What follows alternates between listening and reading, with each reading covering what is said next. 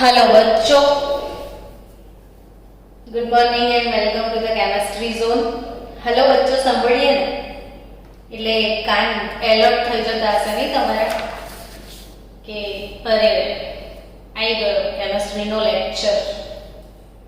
तो केमिस्ट्री हमारे दिल में है और हमको दिल से पढ़ना है। આવી ભાવના સાથે સરસ મજાના એક ટોપિક તરફ આગળ વધીએ। આપણે આજે એક થિયરીની તારવણી કરવાની છે અને એના આધારિત લગભગ 3-4 દાખલા છે તમારા સ્વાધ્યાયમાં, એ સોલ્વ કરવાના છે। પ્રથમ ક્રમની પ્રક્રિયા કે જેમાં તમામ સ્પીસીસ જે પણ હોય, પ્રક્રિયક હોય કે નિપજ, એ વાયુમય કલામાં હોય। તો એના માટે ખાસ આપણે આજે સમીકરણ તારવવાના છીએ કે તમામ સ્પીસીસ વાયુમય કલામાં હોય તો ધારો કે एक प्रक्रिया लईए, A gas gives B gas plus C gas। Gas છે, બધું ગેસ ગેસ ગેસ, એટલે સિમ્પલ વાત છે કે વાયુ હોય વાયુ,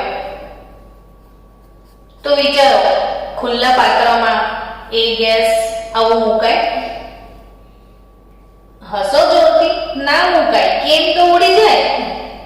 વાયુ તો ઉડી ના જાય, એટલે કદી ખુલ્લું પાત્ર હોય જ નહીં ને।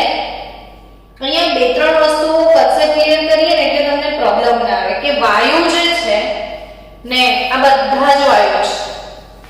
તો પછી જ્યારે કોઈ વાયુમય કલાની રાસાયણિક પ્રક્રિયા થાય બાળકો, તો એ હંમેશા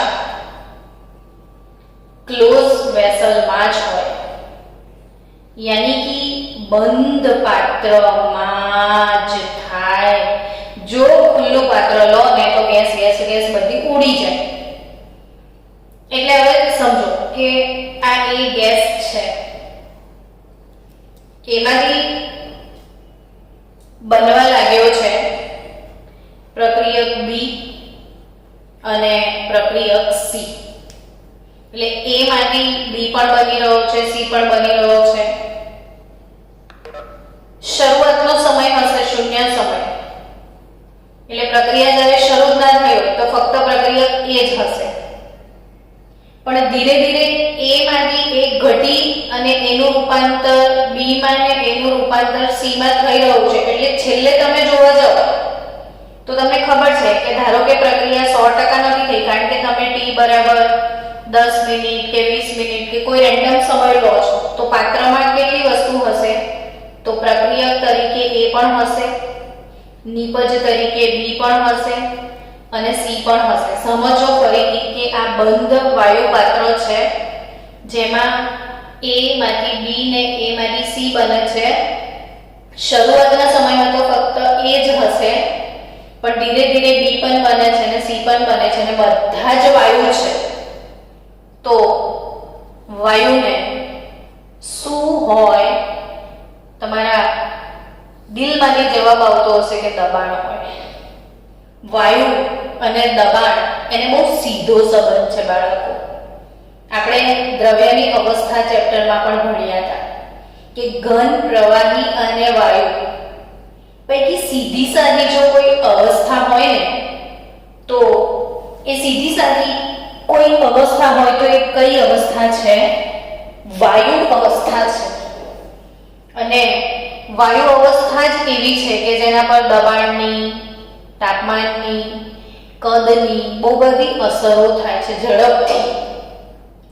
તો આ ઘટક A, સમજો વાતને કે ઘટક A એનું જે પણ પોતાનું સઘળું દબાણ હોય એને PA, અર્થાત આપણી ભાષામાં સઘળું દબાણ એટલે દરેક વાયુનું વ્યક્તિગત દબાણ, પર્સનલ દબાણ, એને એનું આંશિક દબાણ કહેવાય. શું કહેવાય? આંશિક દબાણ. એટલે ઘટક A નું આંશિક દબાણ PA, ઘટક B નું આંશિક દબાણ PB ને ઘટક C નું આંશિક દબાણ PC.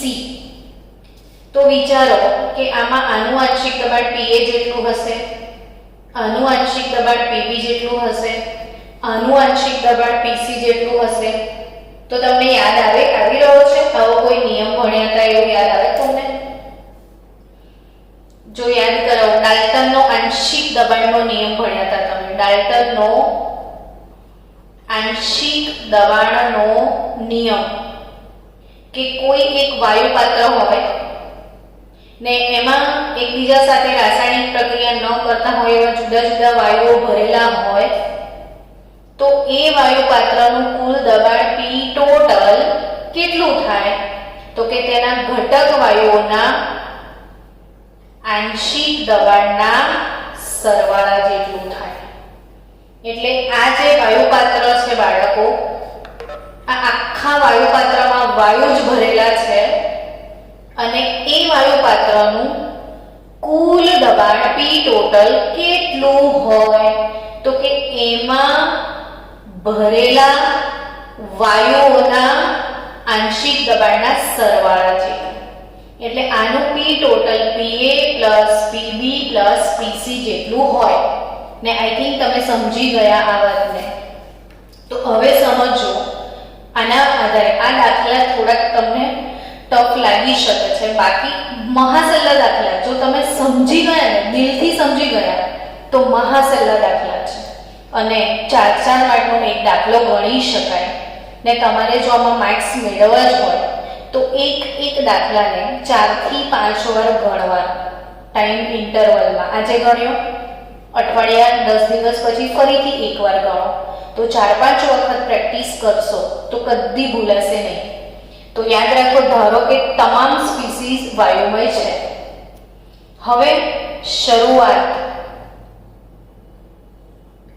સાંદ્રતા એટલે શરૂઆતની સાંદ્રતા ને વાયુની સાંદ્રતા એટલે શું? તો કે વાયુનું દબાણ.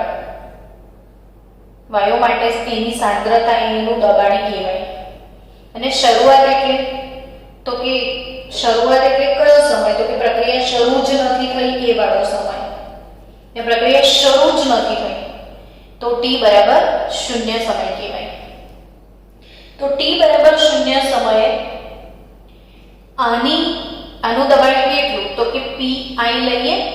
PI એટલે શું? તો I stand for initial. Initial એટલે શરૂઆત. તો શરૂઆતનું ઘટક એનું દબાણ PI ને શરૂઆતમાં બધાને ખબર છે કે પ્રક્રિયક ના હોય. વારંવાર વિડિયો જોજો, 2-3 વાર જોઈ નાખજો. જો શરૂઆતની સાંદ્રતા એટલે T બરાબર 0 સમયે ઘટક A એકલો જ છે. પાત્રમાં અત્યારે શું છે? ફક્ત ઘટક A છે. પ્રક્રિયા શરૂ નથી થઈ એટલે B અને C નથી. તો આ પાત્રનું દબાણ કેટલું? તો કે ઘટક A ના દબાણ જેટલું. તો એનું દબાણ કેટલું? તો કે નહીં ખબર, ધારી લો PI જેટલું છે. હવે ધારો કે 10 મિનિટના અંતે કે કોઈ પણ T સમયના અંતે વપરાયેલ સાંદ્રતા એટલે હવે ધારો કે A છે એના x મોલ A છે એ x બાર A નું વિઘટન થયું છે એવું સમજો. એટલે T સમયના અંતે A ના દબાણમાં x જેટલો ઘટાડો થાય છે. તો આ જેટલો ઘટે એટલો જ આ વધે ને. આ વપરાશે તો આ બનશે ને. તો આ જેટલો વપરાશે એટલો જ આ બનશે ને. તો આની સ્ટોઇકિયોમેટ્રીને ધ્યાનમાં રાખવાની કે એ 1 મોલ 1 મોલ 1 મોલ, તો આ x મોલ વપરાય તો આ x મોલ અને x મોલ આવે. પણ જો ધારો કે આ સમીકરણ આવું હોત, a gives 2b plus 3c આવું હોત, તો તમે અહીંયા આ x મોલ વપરાયો તો એ તમારે સમજવાનું કે આ 1 મોલમાંથી તો 2 મોલ બન્યો છે, તો આ x મોલ વપરાય તો આ 2x મોલ જેટલો બનશે. આ 1 મોલમાંથી 3 મોલ બન્યો છે, તો કે આ x મોલ વપરાશે તો આ 3x મોલ જેટલો બનશે. સમજ્યા? એટલે આ એક અગત્યની બાબત છે. તો આ દાખલામાં કેવું છે કે એક વખત સૂત્ર તારવી લીધું પછી બધા દાખલામાં આ સૂત્ર અપ્લાય ના થાય. જેવો જેવી રકમ એવું એવું દર વખતે સૂત્ર તારવવું પડે. એટલે અહીંયા શું મોલ કેટલા છે એના આધારિત આનું સૂત્ર દર વખતે નવું નવું બનશે. એટલે અહીંયા જો 2 મોલ હોત તો આપણે 2x લખતા, 3 મોલ હોત તો આપણે 3x લખતા. આપણે 1 મોલ માટે સમજીએ. એટલે અહીંયા શરૂઆતની સાંદ્રતા pi, t સમયના અંતે વપરાયેલી સાંદ્રતા x મોલ, તો t સમયના અંતે બાકી રહેલી સાંદ્રતા જેને આપણે RT કહેતા હોઈએ છીએ અથવા અહીંયા પ્રેશર છે તો PT કહીએ, તો એ કેટલી? તો કે pi - x. pi જેટલી હતી, x જેટલી વપરાઈ, તો વધી કેટલી? તો કે pi - x જેટલી. આ કેટલી? તો કે x અને x જેટલી બનશે. તો હવે પાત્રનું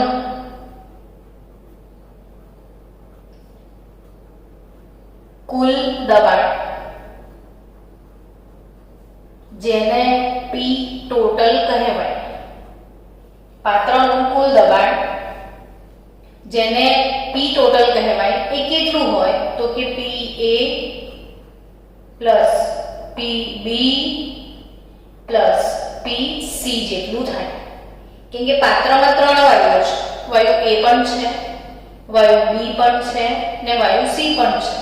તો આખા પાત્રનું કુલ દબાણ કેટલું થાય એને P ટોટલ કહેવાય. તો એ કેટલું? તો PA નું આંશિક દબાણ, PB નું આંશિક દબાણ ને PC ના આંશિક દબાણના સરવાળા જેટલું. So P total will be like that. Now PA કેટલો છે? તો કે હવે P total બરાબર શું મળશે? તો કે PI - x plus x plus x. તો કટ્ટી-બટ્ટી તો શું વધ્યું? PI - x. આવું વધ્યું. તો P total બરાબર PI - x આવું લખાય. તો x બરાબર શું થાય? તો કે PI - PT આવું થાય. x બરાબર શું થાય? PI - PT. તો ઘટક A નું આંશિક દબાણ, ઘટક A નું આંશિક દબાણ PA કેટલું હશે? તો કે ઘટક A નું આંશિક દબાણ PA PI - x જેટલું છે. તો PI x કેટલો લાયા? તો આ રહ્યો માઈનસ આ x પેલી બાજુ જાય તો PT - PI, PT - PI થશે. આ તો આ x ગયો ને તો PT આ બાજુ હોય તો PI - PT થયો ને. યસ. તો આ PI એમનું એમ રહેશે, x પેલી બાજુ ગયો PI - PT થશે. તો અહીંયા તમે x ની વેલ્યુ મૂકી દો. એક મિનિટ. PI - x તો x બરાબર શું? તો PI - PT અને અહીં x ની કિંમત મૂકી દો. PI માઈનસ PA કેટલો થશે? તો કે PA બરાબર કેટલી કિંમત આવે? PI - x જેટલી. તો PI - PT - PI. ક્યાંક શું ગોટાળો થાય છે જુઓ ફરીથી એકવાર.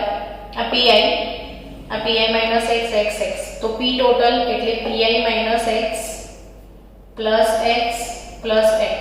x કટ એટલે PI plus x આવે. હા, મેં કીધું કંઈક સમથિંગ રોંગ ઇઝ ધેર.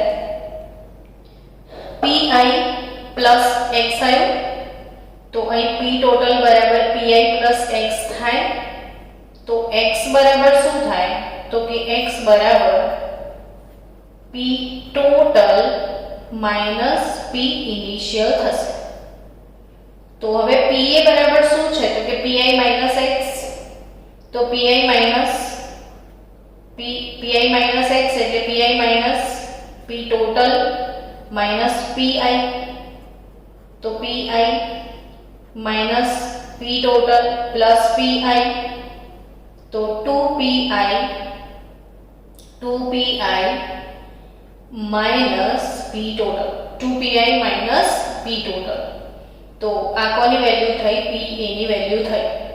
હવે આના પરથી વેગ અચળાંક k નું સૂત્ર શું લખાશે? તો કે યાદ રાખજો, વેગ અચળાંક k બરાબર 2.303/t. અહીં સુધી તો બરાબર જ છે, પણ આપણે શું લખતા હતા? log r0 upon rt. તો અહીંયા r0 નહીં લખવાનું, pi શું લખીશું? મૂળ સાંદ્રતા pi upon t સમયને અંતે સાંદ્રતા pa કેટલો વધ્યો છે તે 2pi minus pt. 2pi minus pt. તો આ થયું વેગ અચળાંક k નું સમીકરણ. તો આપણે ફરીથી એકવાર ધ્યાનથી તમે નોટમાં લખો બાળકો, સમજો. p ટોટલ બરાબર pa વત્તા pb વત્તા pc. તો p ટોટલ બરાબર pi ઓછા x plus x plus x. તો pi પ્લસ x. તો p ટોટલ બરાબર pi પ્લસ x થયું. તો x બરાબર શું થાય? તો કે x બરાબર p ટોટલ માઈનસ pi થાય. ને એ કિંમત અહીંયા મૂકી દો તો તમને pa ની કિંમત મળી જાય. એટલે વેગ અચળાંક k નું સમીકરણ ફરી એકવાર લખી દઉં કે k બરાબર 2.303/t log pi upon pa. ને pa ની કિંમત કેટલી? તો કે 2pi માઈનસ pt જેટલી. તો હવે સમજો આને, ને આવો જ આપણી ચોપડીમાં મસ્ત મજાનો દાખલો આપ્યો છે. આ દાખલો આપણે ગણીએ શાંતિથી, ધીરે ધીરે. ને એક જ દાખલો તમે 3-4 વાર ગણી નાખશો તો આવડી જશે. ને મને ગણીને મોકલજો. તમારી ટેક્સ્ટબુકમાં છે કોયડો 4.6. ટેક્સ્ટબુકમાં જે ગણેલો દાખલો છે ને કોયડો 4.6. ને કોયડો 4.6 શું કહે છે કે N2O5 ના ઉષ્મીય વિઘટનની પ્રક્રિયા આપી છે. N2O5 ના ઉષ્મીય વિઘટનની પ્રક્રિયા આપી છે. 2N2O5 gives 2N2O4 plus O2 gas. Everything is gaseous species here. હવે એના માટે ડેટા આપ્યો છે. ક્રમ નંબર 1 અને 2, સમય સેકન્ડમાં આપ્યો છે 0 સેકન્ડ અને 100 સેકન્ડ. કુલ દબાણ આપ્યું છે, કુલ દબાણ એટલે P ટોટલ. કુલ દબાણ એટલે P ટોટલ 0.5 આપ્યું છે અને 100 સેકન્ડ પછી 0.512 આપ્યું છે. હવે આપણે આ દાખલો કઈ રીતે સોલ્વ કરવાનો એ સમજીએ. દાખલામાં શું શોધવાનું છે? તો વેગ અચળાંક k. એટલે અહીંયા આપણે પ્રથમ ક્રમની પ્રક્રિયાનું સમીકરણ લાગુ પાડીશું. પહેલા તો આ દાખલો છે, તો વેગ અચળાંક k નું સૂત્ર ટાર્ગેટમાં રાખો કે કઈ રીતે k મળશે. તો કે 2.303/t log pi upon pa. આવું થશે, pi upon pa. ને અહીંયા pa એટલે N2O5 શરૂઆત, PI એટલે શરૂઆતની અને 100 સેકન્ડ પછીની બાકી રહેલી સાંદ્રતા. આપણે શું લખતા હતા? R નોટ અપોન RT આવું લખતા હતા. R નોટ એટલે મૂળ સાંદ્રતા, RT એટલે t સમયના અંતે બાકી રહેલી સાંદ્રતા. તો અહીં પણ એ જ વસ્તુ છે. P ઇનિશિયલ એટલે મૂળ સાંદ્રતા ને PA એટલે જેટલો પણ સમય છે એ સમય પછી બાકી રહેલી સાંદ્રતા, એને આપણે મૂકવાનું છે. તો આ કિંમતો PI અને PA આપણે લાવવું પડશે. તો હવે શાંતિથી પહેલા એક વખત સમજીને દાખલાની રકમ લખીએ કે 2N2O5 gas gives 2N2O4 gas plus O2 gas. આવું થાય.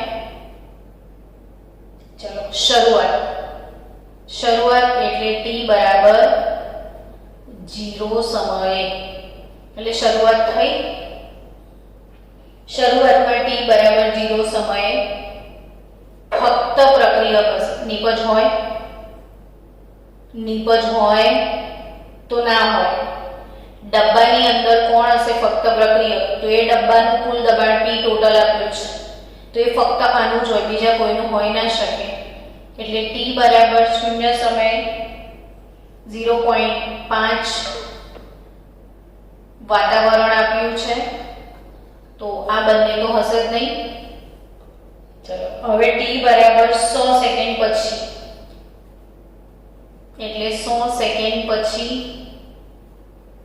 આનું કેટલું વિઘટન થયું હશે? તો કે આ x મોલ, અહીંયા 2x છે, 2x છે ને x છે, 2 મોલ 2 મોલ 1 મોલ.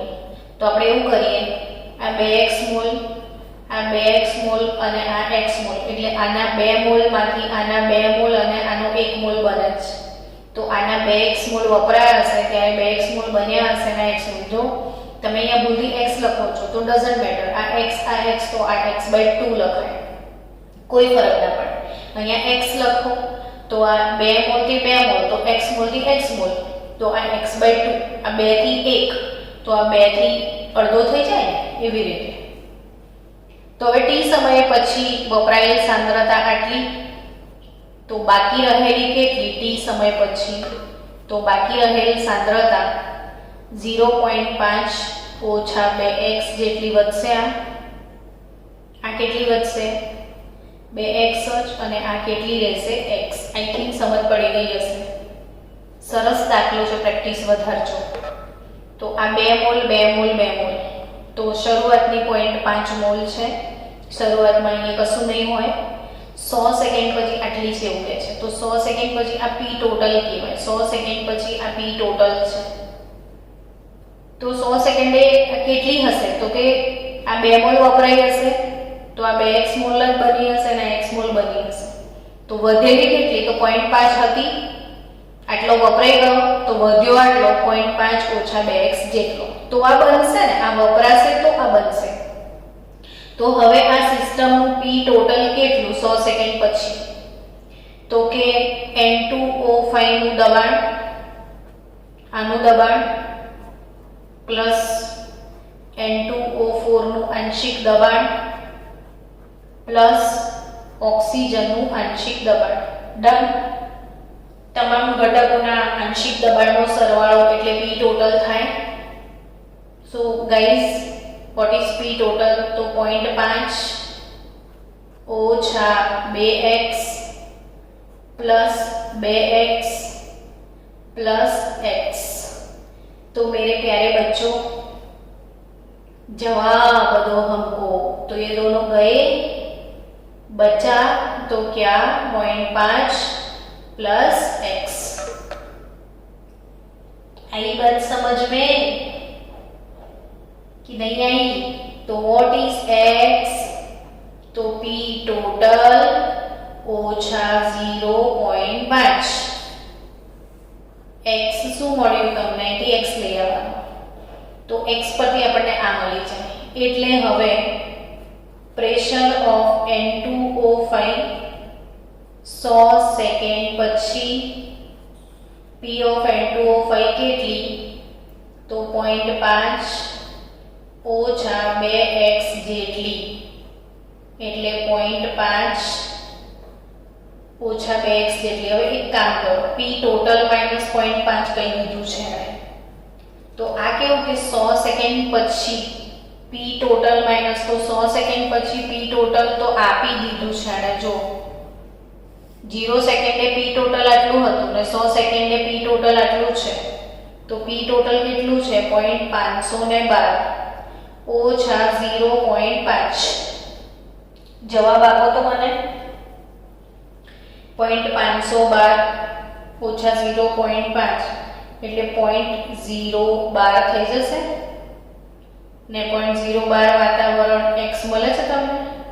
તો અહીંથી તમે પ્રેશર ઓફ P/N2O5 લઈ આવો તો 0.5 ઓછા 2x એટલે 0.012, તો 0.5 ઓછા 0.024 12 × 24 અને 0.024, તો કેટલો તમારો જવાબ આવે છે?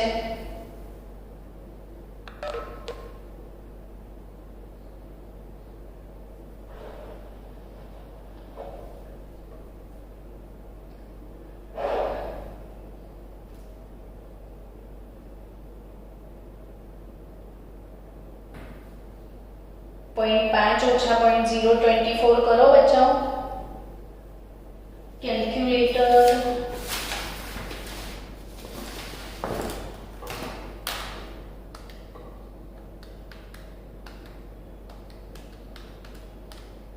તો 0.476 0.476 એટમોસ્ફિયર. ચલો હવે તો કે હવે શું કરીશું? તો હવે આપણે P ટોટલ બધાની કિંમત આવી ગઈ છે એટલે K શોધીશું. તો K ને આપણે કઈ રીતે શોધીશું? તો કે K શોધવાનું સૂત્ર શું? બોલો. તો કે K શોધવાનું સૂત્ર છે 2.303. આ પેન બરાબર દેખાતી નથી રેડ વાળી, હે ને? 2.303 by T log pi upon pa થાય. તો 2.303 ટાઈમ t 100 સેકન્ડ પછી log pi ઇનિશિયલ, તો p ઇનિશિયલ 0.5 હતું ને, 0.5 વાતાવરણ અપોન p ફાઇનલ. p એ કેટલું આવ્યું? તમે 0.476 લાયા. આના કરતાં આ હંમેશા ઓછું જ હશે, વપરાયેલું હશે એટલે. બસ તો હવે શું કરશો? 0.5 ભાગ્યા 0.0476 એનો તમે log નીકાળો ગુણ્યા 2.303 ભાગ્યા 100 કરશો તો 4.98 ગુણ્યા 10⁻⁴ અને પ્રથમ ક્રમની પ્રક્રિયાનો એકમ ફક્ત સમય ઇન્વર્સ થાય એટલે સેકન્ડ ઇન્વર્સ. ને આ પ્રેક્ટિસ કરી લો તો કે તમને મળી જશે. છે ને મસ્ત દાખલો બાળકો? તો કોયડો 4.6 આપણે ગણ્યો. હવે એના જેવા બીજા પ્રશ્નો ટેક્સ્ટબુકમાં આપ્યા હશે સ્વાધ્યાયમાં. તો સ્વાધ્યાયમાંથી ઘણો બીજા દાખલા ગણીએ આપણે. ને સ્વાધ્યાયમાં એવો દાખલો કયો છે?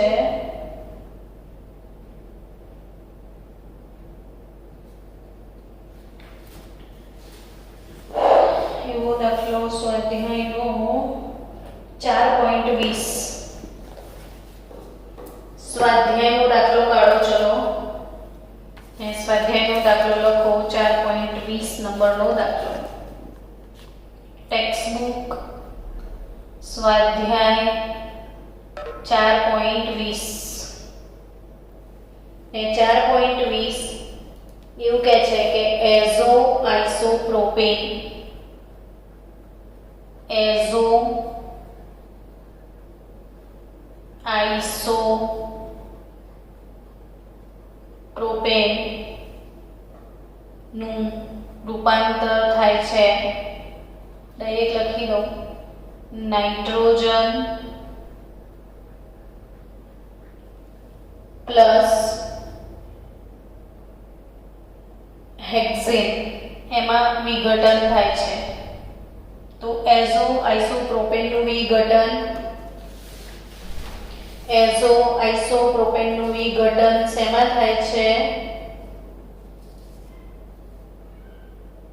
નાઇટ્રોજન અને હેક્ઝેનમાં. એની માહિતી નીચે પ્રમાણે છે. તો T બરાબર 0 સેકન્ડ, P ટોટલ જે છે એ 35.0 mm ઓફ મર્ક્યુરી. એટલે આ તો કેવું વાતાવરણનું એકમ છે, એના સાથે કોઈ લેવા દેવા નહીં તમારે.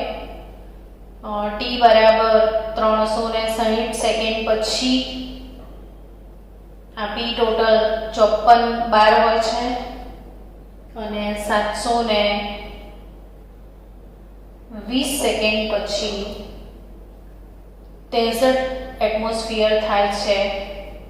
તો વેગ અચળાંક ગણો. શું ગણો? વેગ અચળાંક. ચલો હું તમને થોડીક વાર ટ્રાય કરવા માટે આપો દાખલો. તમે ટ્રાય કરશો અને ગણીશું તો જ મજા આવશે. તો 5-10 મિનિટ ટ્રાય કરો, પછી આપણે ગણીએ.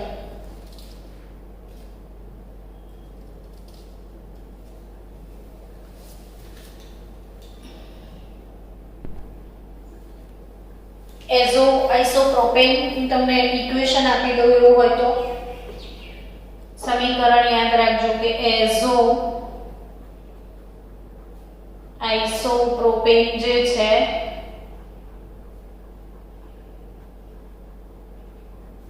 એનું વિઘટન થશે 543 કેલ્વિન તાપમાને. તો નાઇટ્રોજન અને હેક્ઝેન મળે છે. હવે આ સેમ દાખલો પરીક્ષામાં ધારો કે બોર્ડમાં પૂછાયો તો રકમ તમને જેવી આપેલી છે એવી જ આપેલી હશે, તમારે થોડુંક જાતે સમજવું પડશે. એ તમારે હજી વધારે સરસ રીતે લખવું હોય તો એના ફોર્મ્યુલા લખી દેવાના કે આઇસોપ્રોપેન એટલે CH3 આ તો આઇસોબ્યુટેન થઈ જશે. તો ફક્ત આઇસોપ્રોપેન એટલે CH3 ત્રણ જ કાર્બન ને, તો આ આઇસોપ્રોપાઇલ સમૂહ થાય.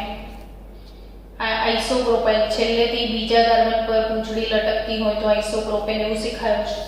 તો આ આઇસોપ્રોપેન કહેવાય. હવે આને આવી રીતે લખવું હોય તો 2CH3 એટલે CH3 ટ્વાઇસ CH આવું લખાય. આઇસોપ્રોપેન એટલે CH3 ટ્વાઇસ CH. તો CH3 ટ્વાઇસ CH અને એઝો એટલે N ડબલ બોન્ડ N. એઝો એટલે N ડબલ બોન્ડ N ને ફરીથી આઇસોપ્રોપેન એટલે CH3 ટ્વાઇસ. આ છે એઝો આઇસોપ્રોપેન. સૂત્ર મળે કરજો તો તમારી ઇમ્પ્રેશન વધે. નાઇટ્રોજન ગેસ અને હેક્સેન નો ફોર્મ્યુલા C6H14 આવો, C6H14 ગેસ. તો C6H14 એઝો આઇસોપ્રોપેન, નાઇટ્રોજન, હેક્સેન. નાઉ એઝો આઇસોપ્રોપેન. હવે તમને ક્વેશ્ચનમાં શું આપેલું છે? તો T બરાબર 0 સેકન્ડ એટલે અહીંયા લખી લો T બરાબર 0 સેકન્ડ પર. T બરાબર 0 સેકન્ડ એ મૂળ સાંદ્રતા આવે અને મૂળ સાંદ્રતા કેટલી આપી છે? 35 mm ઓફ મર્ક્યુરી. તો આ 35 mm હોય ત્યારે આ કશું પણ ના હોય. હવે T બરાબર 360 સેકન્ડની વાત કરીએ તો 360 60 સેકન્ડ પછી કેટલો વપરાયો હશે? તો કે આ x મોલ વપરાયો હશે, તો આ x મોલ અને આ x મોલ બન્યો હશે. તો આફ્ટર 3 સેકન્ડ પછી બાકી રહેલી સાંદ્રતા તો 35 ઓછા x, આ x અને આ x આટલું જ સિમ્પલ છે. તો p ટોટલ કેટલું થશે? તો p azo isopropane plus pressure of nitrogen plus pressure of hexane જેટલું થાય. તો આ પ્રેશર કેટલું છે? તો કે 35 minus x plus x plus x જેટલું. તો આ ગયું. તો 35 પ્લસ x આટલું તમને મળશે. હવે બાળકો p ટોટલ 35, તો x કેટલું? આપણે x લઈ આવવાનું. તો 35 પ્લસ x, તો x કેટલું? તો p ટોટલ માઇનસ 35 જેટલું. તો તમારી પાસે મળી ગયું x p ટોટલ પ્લસ 35. તો p ટોટલ 360 સેકન્ડ પછી p ટોટલ કેટલું છે? 54. તો 54 માઇનસ 35 કેટલા થશે? તો 54 માઇનસ 35 કરી લો. તો 54 માઇનસ 35 19 થશે. તો 19 મિલીમીટર પ્રેશર એટલે તમારું x થઈ જશે. તો x ની વેલ્યુ આવી ગઈ. તો બસ હવે આ એની વેલ્યુ નીકાળી દો કે પ્રેશર ઓફ એઝોઆઇસોપ્રોપેન 360 સેકન્ડ પછી p એઝોઆઇસોપ્રોપેન કેટલું? તો 35 ઓછા x જેટલું, યાની કે 35 ઓછા 19 જેટલું. તો 35 ઓછા 19 કરી દો. તો 35 માઇનસ 19 કરો તો તમને 16 mm મળી જશે પ્રેશર. તો સિમ્પલ k બરાબર 2.303 બાય 360 સેકન્ડ log pi 35 અને p એ 16. તો તમારો જવાબ 35 ભાગ્યા 16 પ્રમાણે જે આવે તે ગણી નાખજો. 2.1747 ગુણ્યા 10⁻³ પર સેકન્ડ થશે. હવે બાળકો આ સેમ દાખલો આનાને આના માટે ગણવાનો. મેં આના માટે ગણ્યું કે આ 0 સેકન્ડ ને 360 સેકન્ડ પછી આટલું. હવે આ t 0 સેકન્ડ ને 720 કેટલું? તો એ પ્રમાણે તમે સેમ દાખલો બાકી વધેલો ગણી નાખજો. 4 માર્કનો દાખલો થશે. તો હવે આટલું સરળી જાતે કરજો ને સ્વાધ્યાયમાં એવો બીજો દાખલો હશે જ, વાયુવાળો ના હોય એવું બને નહીં. તો એઝો આઇસોપ્રોપેન પછી તરત જ નીચે 4.21 છે. એ 4.21 મને ગણીને તમારે મોકલવાનો. તો આનો બીજો પાર્ટ અને 4.21 નંબરનો દાખલો એ તમારું હોમવર્ક. તો દરેક બાળક આ હોમવર્ક કરીને મોકલજો ને 2-3 વાર સેમ દાખલો ગણી નાખજો. એટલે વાયુમય પ્રણાલીના દાખલા તમારે પૂરા થઈ જાય.